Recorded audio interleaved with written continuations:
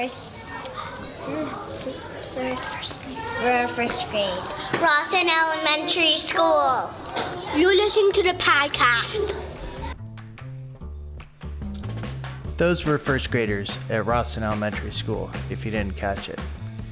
They're also featured in a teacher and staff appreciation video from students and administrators who are teachers and staff that we're putting together. That's this week's theme to our show, Teacher Appreciation. I'm Daniel Bader, Communication Coordinator for the School District of South Milwaukee, and this is the SMY Podcast. The second week of May is Teacher Appreciation Week. There are a million special days on the calendar, but for this one, we tend to do a little more. There's a reason we spend a little more effort on this recognition, and that's because everyone has had at least one teacher that they remember for their entire lives. Someone who saw something special about you that maybe you didn't see yourself. For me, that teacher was John Van Wee. He was a high school math teacher in my hometown of South Glens Falls, New York. I moved to that town my freshman year and did my best to blend in. One day in the hallway, he asked why I wasn't running in the election for class officers. It was out of the blue, something I'd never considered. The incumbents were all popular students, all girls, and had been officers for my entire high school experience. I don't remember the conversation beyond that, but by lunch I'd recruited a friend and our football team's center. We flipped a coin to determine who would run as president, vice president, and secretary, and started making campaign posters. Long story short, we won and ended up spending 2 years fundraising for proms and senior trips, which was a level of community engagement and leadership that I never expected to find myself doing. Today on the podcast, we have the story of how one Blakewood elementary teacher, the late Judy Canfora, and her love of nature made a lifelong impact on two of her colleagues, Colleen Bartlein, the middle school administrative secretary, and Chris Bosetti, the middle school science teacher, both of whom are retiring this year. And we're going to hear from Steve Bartlein, Colleen's son, about the friendship that he and Judy had through to the end of her life. To honor Judy's life, Colleen and Chris organized a group of Judy's former colleagues and students to gather on April 28th and plant a tree in Judy's memory at Blakewood, right near the forest she loved and which bears her name. Here's their story. And a note, Colleen is the first person you'll hear, and Chris is the second. Colleen and Chris, welcome to the SMY Podcast. Thank you. Thank you. We're glad to be here. So tell me about Judy and why Judy is so special in your lives. Either one. Go ahead. Well, it started when my son went to Blakewood, son and daughter, and she had started a Blakewood Kids Committee, and she was in charge of the woods behind Blakewood. So she would invite the kids once a month. They would select really 2 to 3 students out of each class. They would meet with her once a month and talk about what they could do with Blakewood Woods. It developed into, we would yearly wood chip the trails. She would help the students mark the plants and identify all the plants in the woods. And it really, you could see in the kids that were involved how interested they were in dealing with plants and in the woods and the trees. And it really made a big impact on the kids at Blakewood. When was your son at Blakewood? Roughly what years, decade-wise? Well, he's 32 now. 32 now. 2000s, I guess? Yes. Okay.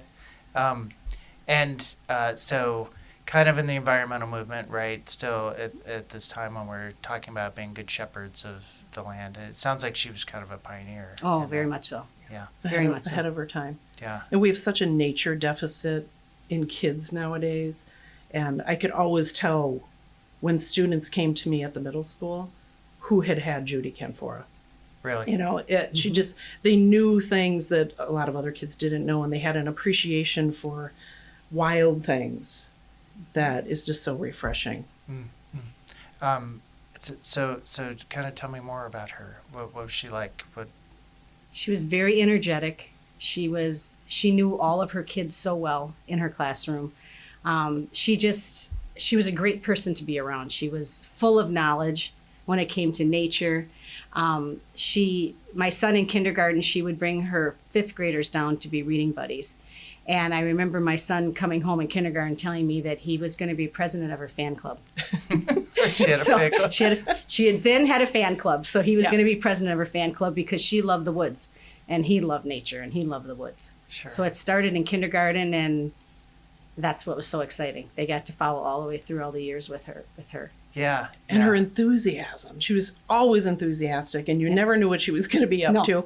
Mm-mm. I remember after she had retired, I had called her about something in the woods, and she said, "I gotta go, Chris. I'm in Florida right now with the manatees." Like it was just always, well, where is she now? It was like a Where's Waldo, but it was Yes. Where's Judy Canfora. Yeah. So tell me about the tree that we had planted, or that you had planted at Blakewood on the 28th. What kind of tree is it? Why there? And yeah, tell me about it. So not only did Judy love nature, but she loved baseball. Mhm. She loved spending time with kids. So we planted something that's just perfect for her. Bright pink crabapple tree right next to the baseball diamond by Blakewood's Elementary, between the baseball diamond and Canfora Woods. Mm. So it'll give shade to the fans who are watching the baseball games. Just a beautiful splash of color to that area. Yeah, it's going to be beautiful. Yes, it is. Just like her. Mm-hmm. Yeah. And what did you have to do to get a tree there? Because it's not just digging a hole, right? There were a couple hoops to jump through. We have a little collection to Several pay for emails. the tree. Yep. Several emails went out Lots of to- emails, lots of communication, Yep. Digger's Hotline, getting permission from the district. But everyone who knew Judy was very supportive of this and said, "Oh my gosh, we're thrilled to be a part of it." And Chris and and get this done. Chris and I and families are donating the tree. So yeah. Oh, okay. Mhm. And so you mentioned Canfora Woods. Was it her property? What is it? It's Yeah. attached to Blakewood. It's actually right behind Blakewood, east of Blakewood. And she just it's this little patch of forest that she just basically kind of adopted with her Mhm. kids and did nature hikes through there. And they put birdhouses in there and just got kids to appreciate so many of the things that are in that tiny little patch of woods that the school named it after her. And then sometimes on the weekends, if the people were busy during the week, we would have wood chips delivered once a year, and our whole families would go down there. And we'd bring our wheelbarrows, gloves, shovels, and that whole morning we would spend with the kids shoveling the wood chips all through the woods. And it was just so much fun. Yeah. It was such great memories for our kids. Wow. And so it's on district property? It that is. The woods? Yeah. Mhm. And so that just became her laboratory, it sounds Mhm. like. Yeah, where very she- much so. Absolutely. Very much so. And I know, how long did she work for the district? But was it her whole career? Was it? I believe it was, I would have to find out. I believe it Yeah. was her whole career. I know she was at Blakewood a long time. Sure, a big part of her Mhm. life. Big part of her anyway. life. Mm-hmm. And I know we're going to talk to Colleen, we're going to talk to your son Yes. in a little bit about this, but I want to hear it from a mom's perspective, what impact she had on your family, and I'll hear it from him too in a minute, but tell us the story. She had a huge impact on our family. Stephen, knowing her all the way from kindergarten, all through the grades, he actually, and he'll explain too, he actually started helping her take care of her yard. Oh. And she had a beautiful yard. She had all different flowers and trees, and so he would help cut the grass. And they would have times to sit and talk. And I know that his time spent with Judy meant a lot. They talked about everything that, Judy was open to talk about everything, so it was great. Nice. So and we've been seeing her over the years ever since he's even been out of high school. Yeah. So And kept in touch. And you told me a story about a book. Yes. What was it? I forgot what you said. He wrote a book. They all wrote a book in 5th grade, and he hadn't gotten the book back after 5th grade, and she kept the book. And then she kiddingly told him that when he gets married, she would get the book back to him. And so he did get married out of state, and she planned on coming and everything, and she had gotten ill, and she was not able to come. So then after that, he had met up with her, and she said, "Oh, now when you have your first child, I'm going to get you that book." And so he did have his first child, and she did mail it to him. from Florida. Oh, wow. And I do have a picture of him reading it to his son. Wow. So it means a lot. That does mean a lot. I mean, that's a decades-long relationship with who Yes. was your fifth grade teacher, Yes. right? And Chris, he had your son too, right? Yeah, Or son, yeah. daughter, son. My son, yeah. Yeah, my older son Fletcher was kind of a quirky kid, and Colleen knows him too. Yes. When he was in early elementary school, it was hard to figure him out. Quirky is probably the best word I can use to describe him. And Judy was the first person to just peg him and just realize, okay, there's a smart kid, a funny kid, and she would just rave about him. And you know what? It was almost like she hit a reset button for him. You know, like he suddenly had confidence. This is coming from a first grader, you know, he suddenly had confidence, and he knew that he was smart, and he knew that he was funny. And yeah, she had a good way of reading people that a lot of other people weren't able to do. You know, she could see through the surface, and she would find good in everyone. Yeah, I would say it sounds like she really invests in each kid or maybe the ones she found a connection with. But you're looking at your notes. What are you thinking? She has lovely penmanship for people that can't see.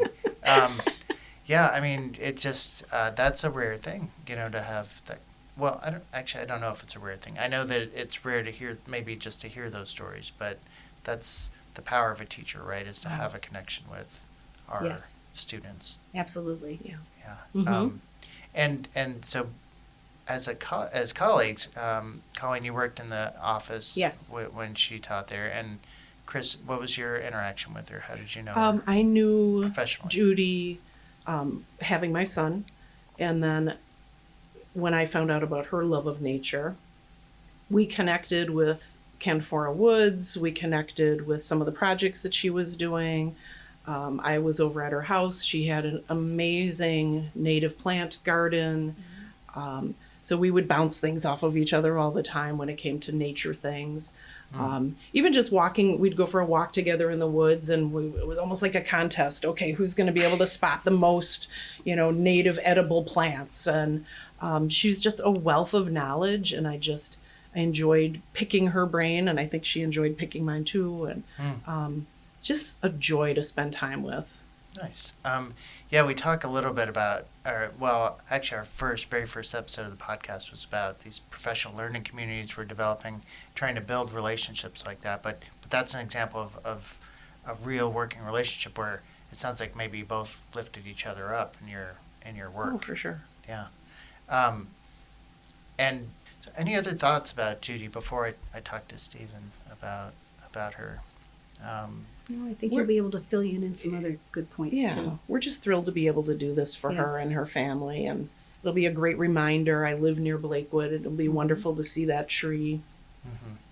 Yeah, I mean, cherry trees are just, crabapple trees are just. There's one outside here, just right outside here. Just when they flower, it's just an amazing thing, and the bees and just kind of. They're just little ecosystems to themselves. Judy would love that. She'd be all over Absolutely. this. Yeah. So did you have any other ideas? What settled you on the crabapple tree? I don't know. It just fit. We really wanted to do a flowering tree. Right. And that was one of them that was and suggested. by the baseball diamond and near her woods and on the Blakewood property. Yeah, and there's no shade in that area, so that'll just be a beautiful comfort area. It will be. So. And they're kind of low, right? So you could sit under one and get some shade from it and not. Yeah, that's great. Well, thank you guys for being here and thank you for having us. Yes, thank you. Sharing those stories. I'm sad I didn't get to meet her now.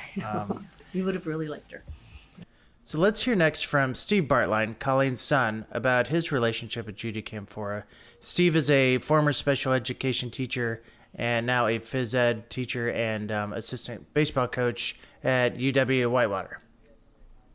Steve Bartlein, welcome to the SMY podcast. Thanks for taking the time. Yeah, thank you for having me. So tell me about your relationship with Judy Canfora. It sounds like, from what your mom described, is just a classroom thing that turned into a whole life relationship. Yeah, tell me about her. Yeah, so it actually started before I was in her classroom. Judy had a big presence in the school in terms of a couple big events. One being the Blakewood Woods. Each year she would put together a group of students, and we would remulch the pathways of the woods that are just next to the school. And we'd use the woods for all different kinds of things. From we sometimes would bring reading groups out there, do hiking trails, scavenger hunts, things like that. But the work of putting the mulch on the pathway was always something that needed some effort. And my sister and I, when we were growing up in that school, that was something that we did each year, and she was the point person that led that.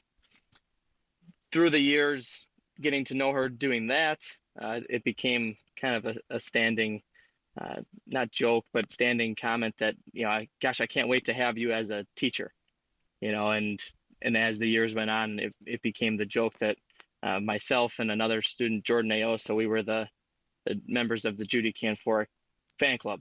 It wasn't actually a fan club, but that was kind of the joke of it. And part of it was because Jordan and I would do that work for her in the woods, and we worked really hard, and we liked nature, and it was a good fit. I ended up having her as a teacher then during my 5th grade year, and she was a great teacher. She she pushed you. She saw more potential in you than you maybe saw in yourself at certain times. And then beyond my experience with her as a teacher, I started doing some summer work for her as well, and for some other teachers. But she was kind of my point for that as well, in teaching me how to do certain things in the garden and just outdoors in general. Interesting. So, what was she like as a person? How did you get to know her?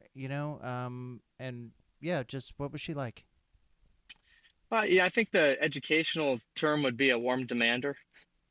She was one of those people who, when you did something right, she was going to congratulate you, but she was going to then tell you what you needed to do next to keep getting better. And then when you didn't do something well and you were hard on yourself, she was very good about giving you some perspective and trying to push you along and prod you along so you didn't dwell on it too long. I think one of the biggest lessons she ever taught me in the classroom was in regards to being able to accept some failure. Up to, you go through elementary school, and if you're detail oriented as a kid, you can do pretty well. You can, go above and beyond on assignments, and you can do all those things, and you can get a lot of good marks, a lot of good grades. But once you start getting into middle school and high school, that's when you start to experience some more trials and some more failure. And one of the things that she did for me as a 5th grade teacher was she wanted me to experience some of that before I got to middle school and high school. And so she, they talk now about differentiating and modifying assignments.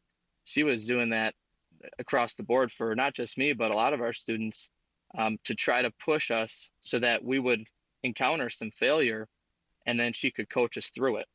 And as a student, we didn't know that was going on, but I know she had some conversations with my mother at parent-teacher conferences and said, "Hey, listen, this is what we're going to do. I'm going to push him because I want him to experience some failure, and I want him to learn how to do that before he goes on to middle school and high school, because I think it's going to be important down the road for him."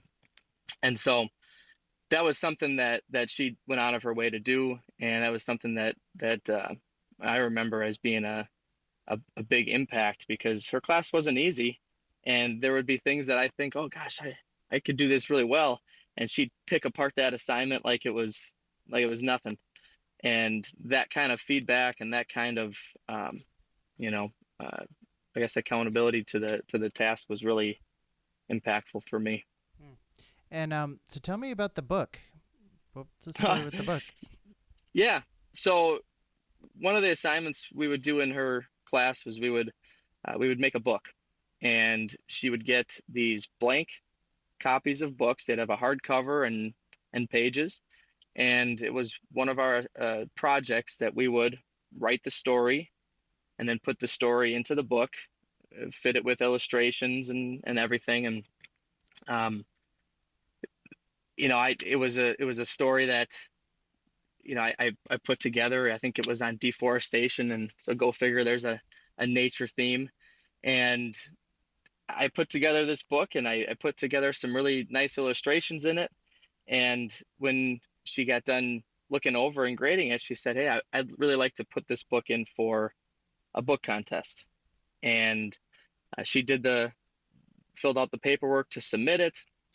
She submitted the book. It did not end up winning, but she really liked the book. And I think one of the things she liked about it was how much work I had put into the book and the kind of detail that I had in it.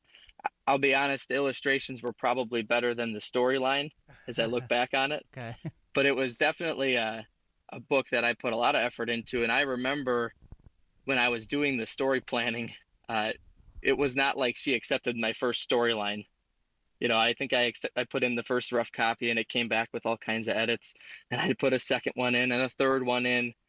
But again, that was the way that she taught, and that was the way that she was teaching me to be reflective on my work. And when it was all said and done, it was a really nice finished product. And so she submitted, and then she kept the book, and she used it as an example for some of the years after me, as this is what I'm looking for in this project. And then over the years, as I was working with her, I'd always bring up, "Hey, when can I get that book back?" And she always said, "I'll give you the book back when you have your first child, and then you can read it to them." And 2 years ago, we had our first child, Drake, and sure enough, we met up with her, and she gave us she had mailed the book back and put a really nice letter in there. And yeah, it was pretty cool to have that come full circle. Yeah, that is really neat. And I think, I guess that's what I like about South Milwaukee, these kind of family ties, I mean, your mom worked in the school, and they were colleagues, and you worked, your yard work for her, and you guys just became, Yeah, you just knew and each other. and there was Yeah. right, yep, and there was one other connection too, because my undergraduate degree is in special education, and when I was practicing through school, I was doing some different things and looking for some experience with kids and with students. And at the time, I was doing a lot of coaching, and she was doing line therapy with a student in the South Milwaukee area. And she said, "Hey, it would be great for us to do some sports with them too."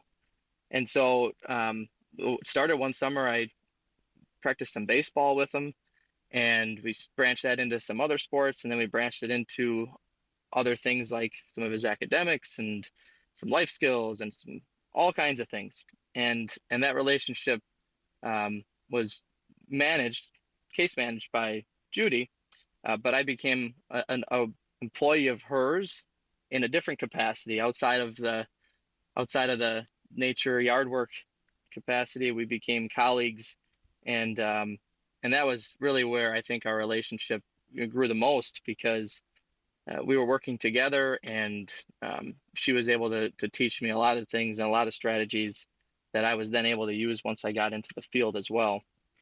So that was really a cool opportunity for me to work with her in that. And then, do you use any of those maybe lessons you got from Miss Canfora that in when you're working with kids? Oh, absolutely. The biggest one that I think she taught, and the one that I try to use, is I really try to, I guess the best way to put it is try to push kids to accept failure, learn from failure, and be better from it. I think one of the things that can be tough, or one of the things we can fall into, is we can fall into telling people what they do right all the time.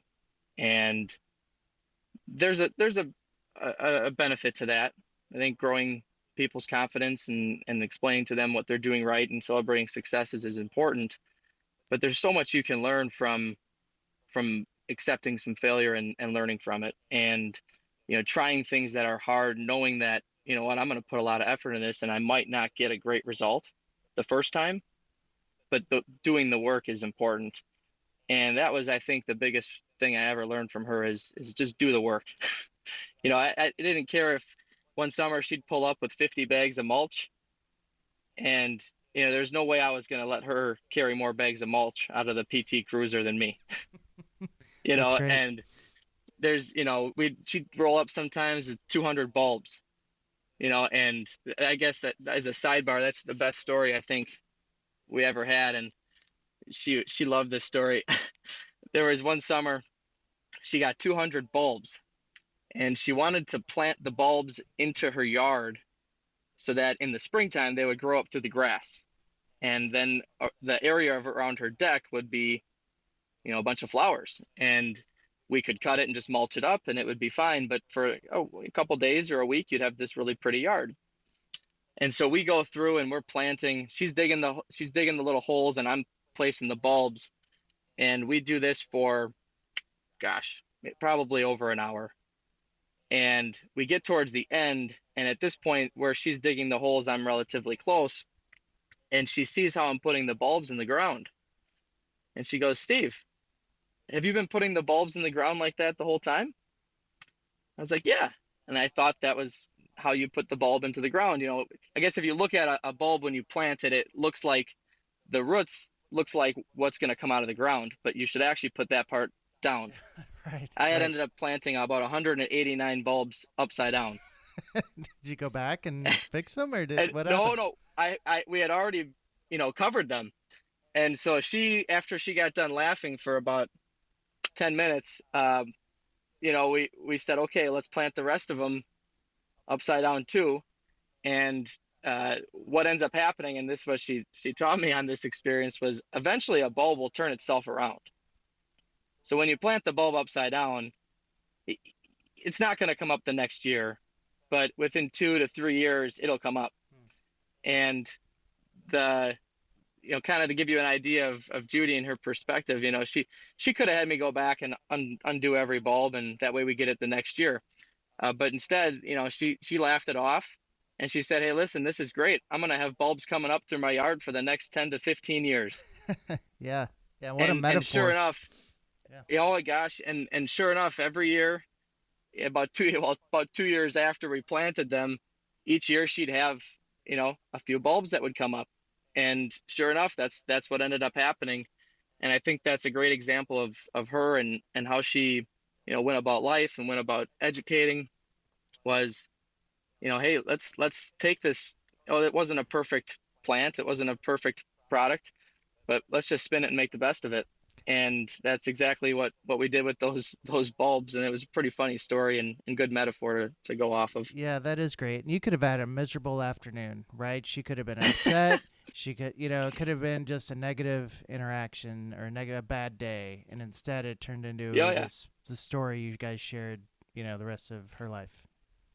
Yeah. And I think that's a big piece of it, is like when you do get a chance to work with somebody, and more than a few times, there are bad things that come up. You plant bulbs upside down, it rains on you, you got to clean out smelly gutters, you name it, right? And she was somebody who it was easy to do that kind of work with her because she would make it enjoyable.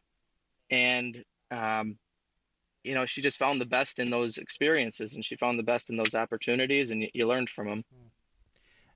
Tell me about the tree planting. What was that like? Yeah, it was really nice. I'm really glad that there's a piece of her by that woods. That woods was a huge part of her life and a huge part of her teacher life, I would say.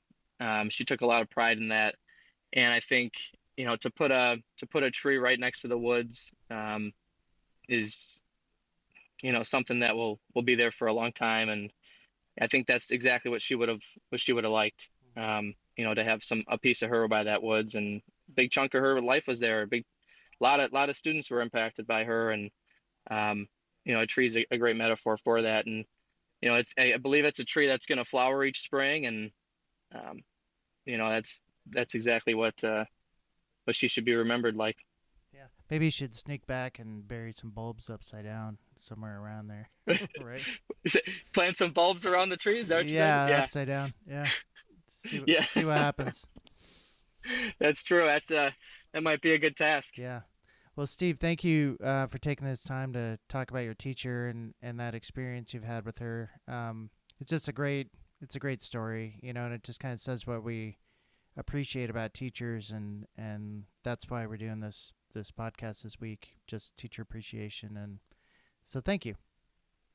Yeah, absolutely. Thanks for allowing me to tell the story, and thanks for spotlighting Judy. She's definitely not someone who would have sought out the spotlight, but she's definitely somebody whose impact should be recognized, and impact should be I think broadcast to not only people that are listening, but to other teachers to understand the impact that they can make and the impact they do make each day. Thanks for listening to the SMY podcast this week. We have one more full show planned for the year. We'll welcome longtime South Milwaukee track coaches Stan Druckery and Mark Hoffman to the podcast to talk about their careers. Stan has coached students for more than 50 years, and Mark for almost 40. While track and field will certainly be in the discussion, what I'm looking forward to hearing is their insights about the students they coach. How are students different now than when they started coaching? What do students get out of their programs? Is it more than just physical fitness? This is timely because it was recently announced that the district plans to name the high school track after the two coaches. It's being rebuilt now as part of the $3.3 million field surface improvement project. The Launching a Legacy Committee, which is fundraising to cover a lot of the cost of the project, is challenging Stan and Mark's alumni to a fiscal 4x400 relay race in their honor. The first team, Druckery Hoffman, to reach $80,000 wins, but the first of the month is the end of each leg, and there are $20,000 each for the baton handoffs that secure bragging rights and get that team just closer to the finish line. You can learn more at www.launchingalegacy.info. Thanks again for listening to the SMY podcast. We will see you next time.